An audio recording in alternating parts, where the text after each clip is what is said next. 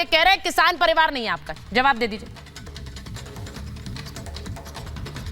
नहीं, मैं सबका जवाब देता हूँ।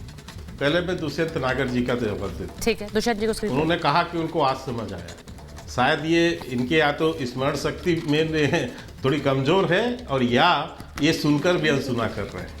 इनको याद होगा 15 अगस्त का भाषण माननीय प्रधानमंत्री जी का लाल किले से। क्या उन्होंने शुरुआत की थी?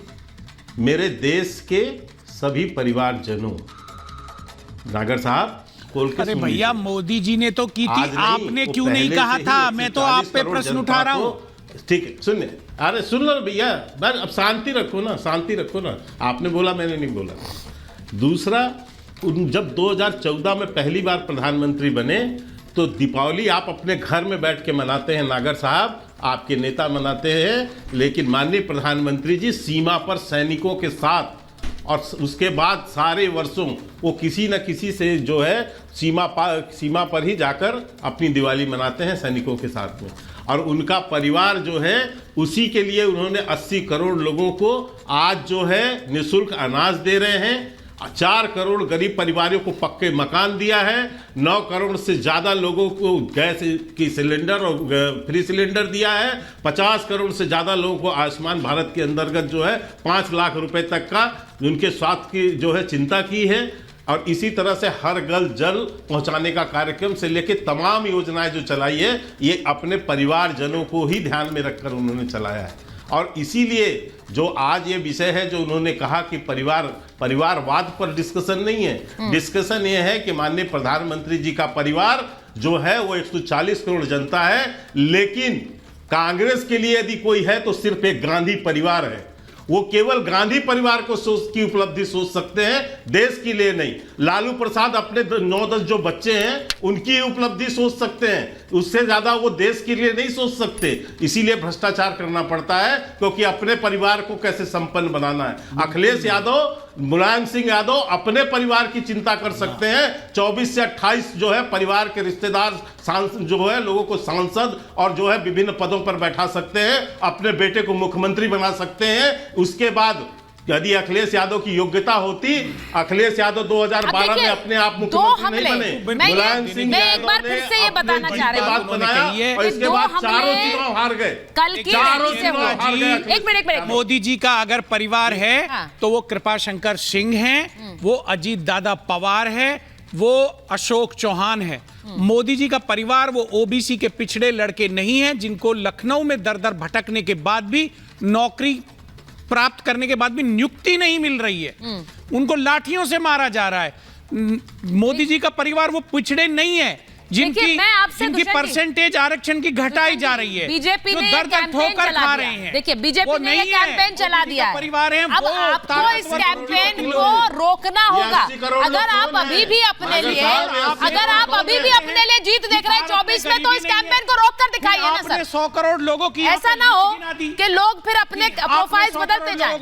लाभार्थी सुनिए दुष्यंत जी, इसे रोकिए ना। मैं तो आपसे कह रही हूँ, इसको चैलेंज की तरह लीजिए, रोक कर दिखाइए, 24 में आकर दिखाइए। इसको ऐसे लेना चाहिए आपको। आपकी विकसित भारत यात्रा झूठी है। ठीक है, तो वो जो यात्रा हिट होगी वो 24 में पता लगेगा। मैं एक बार बड़ी खबर और बता रही हूँ, इसलिए बता रही हूँ क्योंकि हिंदू ना होने की बात जो लालू यादव ने कही है, उस पर काफी रिएक्शन आ रहा है। अब राम मंदिर प्राण प्रतिष्ठा का विरोध करने पर कांग्रेस को एक और बड़ा झटका लग गया है। गुजरात के पोरबंदर से कांग्रेस विधायक अर्जुन मोढवाडिया ने इस्तीफा दिया है, और उन्होंने थोड़ी देर पहले स्पीकर से मिलकर अपना इस्तीफा सौंपा है। और ये कहा जा रहा है कि उन्होंने कहा कि राम मंदिर का न्योता ठुकराकर कांग्रेस पार्टी ने जनता की भावनाओं का अपमान किया है।